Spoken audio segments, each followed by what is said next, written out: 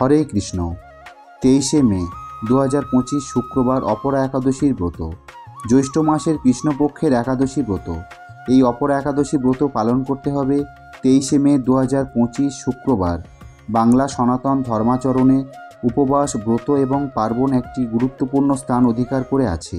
এইসব ব্রত ও উপবাস কেবল আচার অনুষ্ঠানের মধ্যে সীমাবদ্ধ নয়, বরং এগুলির অন্তর্নিহিত রয়েছে গভীর আত্মশুদ্ধি, পুণ্য অর্জন এবং আত্মার মুক্তির নির্দেশনা। বৈষ্ণব সম্প্রদায় একাদশী ব্রত সর্বাধিক গুরুত্বপূর্ণ ও পবিত্র হিসেবে বিবেচিত হয়। প্রতি মাসে একাদশী ব্রত পালন করা হয়। এই একাদশীগুলির মধ্যে অপরা একাদশী একটি মহৎ ও ফলপ্রদ ব্রত হিসেবে গণ্য হয়, যা জ্যৈষ্ঠ মাসের কৃষ্ণপক্ষের একাদশী তিথিতে পালন করা হয়। সারা পৃথিবীর প্রায় সকল স্থানে একই দিনের ব্রত 23শে মে শুক্রবার। এই জ্যৈষ্ঠ মাসে কৃষ্ণপক্ষের একাদশী ব্রত আপনারা সকলে যথাযথভাবে পালন করবেন। অপরা একাদশী ব্রত পালনের মাহাত্ম্য এবং এই ব্রতের পরের দিন সকালে পালনের সময়সূচি আজকে প্রদান করব। শুধুমাত্র পূর্ব এশিয়ার কয়েকটি দেশে ব্রত পালন করতে হবে 24শে মে। চীন, জাপান, দক্ষিণ কোরিয়া, মঙ্গোলিয়া, তাইওয়ান, অস্ট্রেলিয়া ও নিউজিল্যান্ড, এই সকল দেশের ব্রত পালন করতে হবে 24শে মে। অবশ্যই আপনারা এই অপরা একাদশী ব্রত সঠিকভাবে পালন করবেন। অপরা শব্দের অর্থ যা অপরিমেয় বা সীমাহীন, অর্থাৎ এই একাদশী পালন করলে যে পূর্ণ ফল লাভ হয় তা অপরিসীম এবং মানুষের কল্পনারও অতীত। এই একাদশী ব্রত কিভাবে পালন করতে হয়, একাদশী ব্রতের সংকল্প মন্ত্র, পারণ মন্ত্র, একাদশীতে কি কি গ্রহণ করা যাবে আর কি কি বর্জনীয়, এইসব বিষয়ে আমরা বিস্তারিত আলোচনা করব আজকের এই ভিডিওতে। ব্রহ্মাণ্ড পুরাণে অপরা একাদশীর মাহাত্ম্য বিস্তারিতভাবে বর্ণিত হয়েছে। বলা হয়, এই ব্রত পালনকারীর জীবনে সমস্ত পাপের নিষ্কৃতি ঘটে এবং তিনি স্বর্গলোকে গমন করেন। এটি এমন এক ব্রত যার প্রভাবে জীবনে আলোকের দিশা আসে, অজ্ঞান ও পাপের আঁধার দূর হয়। একাদশীর আগের দিন রাত্রে 11টা থেকে 11:30টার মধ্যে অন্নপ্রসাদ গ্রহণ করে দাঁত মেজে নেবেন এবং প্রতিটি একাদশীতে সকল প্রকার রবিশস্য বর্জনীয়। প্রতিটি একাদশীতে সকল প্রকার পঞ্চরবিশস্য অবশ্যই বর্জন করবেন। অপরা একাদশী ব্রতের প্রধান উদ্দেশ্য আত্মশুদ্ধি এবং পাপ থেকে মুক্তি। এই ব্রতের আগের দিন উপবাসী ব্যক্তিকে সংযম ও সততা অবলম্বন করতে হয়। একাদশীর দিন সূর্যোদয়ের পূর্বে স্নান করে শুদ্ধ বস্ত্র ধারণ করে ভগবান বিষ্ণুর পুজো, উপবাস, জপ, ধ্যান, স্তোত্রপাঠ ও ভাগবত শ্রবণ করা উচিত। অনেকে সারাদিন নির্জলা উপবাস পালন করেন। যাদের পক্ষে নির্জলা উপবাস পালন করা সম্ভব সেটি সবথেকে ভালো। আর যারা নির্জলা উপবাস পালন করতে পারবেন না, তাহলে আপনারা প্রতিটি একাদশী ব্রত ফলমূল খেয়ে পালন করতে পারবেন।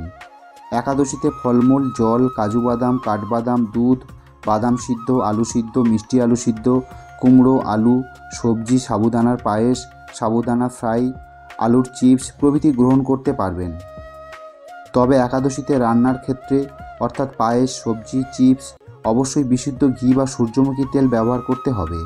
আবার অনেকে বিশুদ্ধ বাদাম তেল ব্যবহার করে থাকেন। আর অবশ্যই করে একাদশীতে সকল প্রকার রবিশস্য বর্জন করতে হবে। কোনো একাদশীতে ছাতু গ্রহণ করা যাবে না, ছোলা গ্রহণ করা যাবে না। একাদশীতে সাবুদানা বা ওটস এগুলি বর্জনীয়, কারণ এগুলি রবিশস্যের অন্তর্ভুক্ত। একাদশীতে রাত্রি জেগে ভক্তিভরে ভগবানের নাম সংকীর্তন ও স্মরণ এই ব্রতের অন্যতম অঙ্গ। এই ব্রতের দিন আপনারা বেশি বেশি করে হরিনাম জপ করবেন, মঙ্গল আরতি করবেন, ভগবানকে পূজা নিবেদন করবেন, ভগবানের চরণে তুলসীপত্র, পুষ্প অর্পণ করবেন এবং তুলসীতে জলদান করবেন। একাদশী সহ বছরের প্রতিদিন তুলসীতে জলদান করতে হবে। প্রতিদিন তুলসী আরতি ও প্রদক্ষিণ করতে হবে। এই ব্রতের অন্তর্নিহিত দর্শন হল নিজেকে আত্ম উপলব্ধির পথে পরিচালিত করা। একাদশ শব্দ থেকে একাদশী শব্দটি এসেছে। একাদশ মানে হলো 11তম দিন। পূর্ণিমা বা অমাবস্যার পরের যে 11তম দিন, সেই দিন একাদশী ব্রত পালন করতে হয়। 1 এবং 10 অর্থাৎ ইন্দ্রিয় সংযম।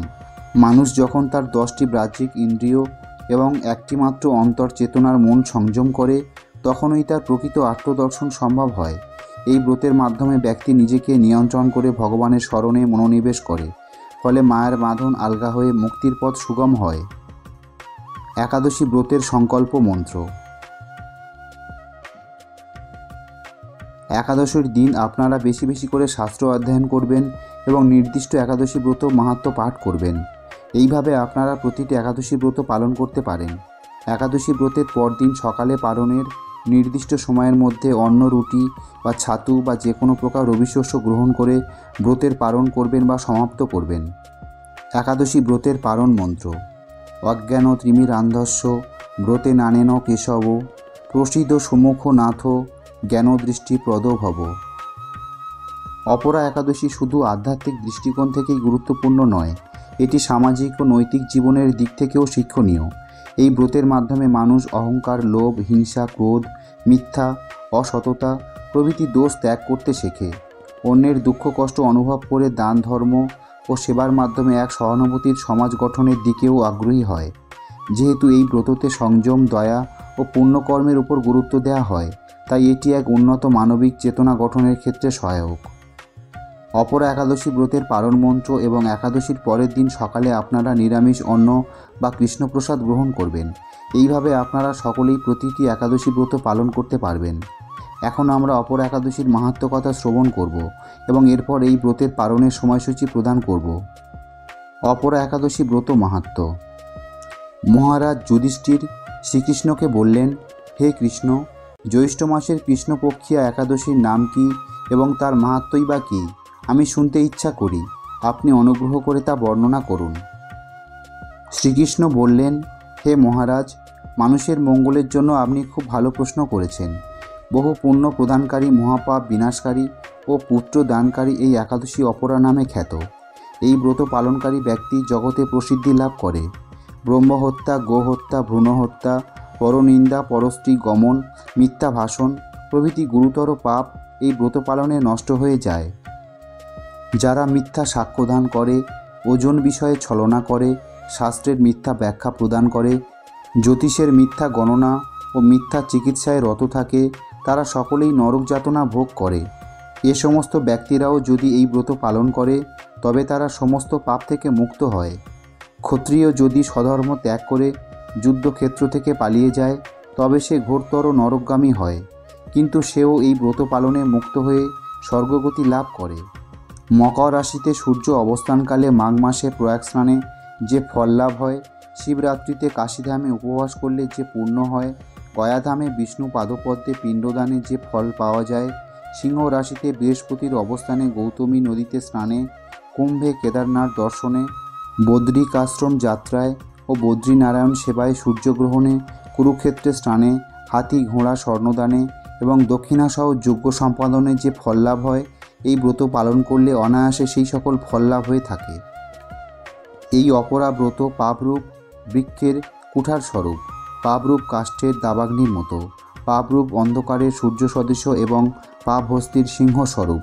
এই ব্রত পালন না করে যে ব্যক্তি জীবন ধারণ করে, জলে বুদবুদের মতো তাদের জন্ম মৃত্যুই কেবল সার হয়। অপরা একাদশীতে উপবাস করে বিষ্ণু পূজা করলে সর্বপাপ মুক্ত হয়ে বিষ্ণুলোকে গতি হয়। ব্রহ্মাণ্ড পুরাণে এই ব্রত মাহাত্ম্য বর্ণনা করা হয়েছে।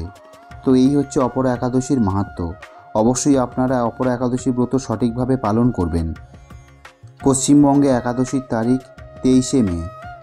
পরদিন পালনের সময়সূচি 4:53 AM থেকে 9:17 AM। বৃন্দাবনে একাদশীর তারিখ 23শে মে। পরদিন পালনের সময়সূচি 5:26 AM থেকে 9:59 AM। বাংলাদেশে একাদশীর তারিখ 23শে মে। পরদিন পালনের সময়সূচি 5:18 AM থেকে 9:34 AM। অপরা একাদশী ব্রত এক অনন্য তীর্থ সদৃশ দিন, যেখানে আত্মার সুচিতা ও পাপমোচন একযোগে সম্ভবপর হয়। এটি কেবল একদিন উপবাস নয়, বরং এক চেতনার উদ্বোধন, যেখানে ব্যক্তি আত্মিক উন্নয়নের পথে অগ্রসর হয়। আমাদের জীবনে যতই কর্ম হোক না কেন, কখনো না কখনো আমরা পাপ, অহংকার, মিথ্যা ও ভ্রান্ত সিদ্ধান্তের দ্বারা আচ্ছন্ন হই। অপরা একাদশী আমাদের সেই অন্ধকার থেকে আলোর দিকে ফেরার সুযোগ দেয়। এই ব্রতের মাহাত্ম্য তাই সীমাহীন, অপার ও চিরন্তন। যারা নিষ্ঠা সহকারে এই ব্রত পালন করেন, তারা এই জন্মেই পূর্ণ শান্তি ও ভগবানের কৃপা লাভ করেন। এই রূপে অপরা একাদশী ব্রত কেবল ধর্মীয় নয়, তা এক জীবনের দর্শন ও আত্মমুক্তির পথপ্রদর্শক।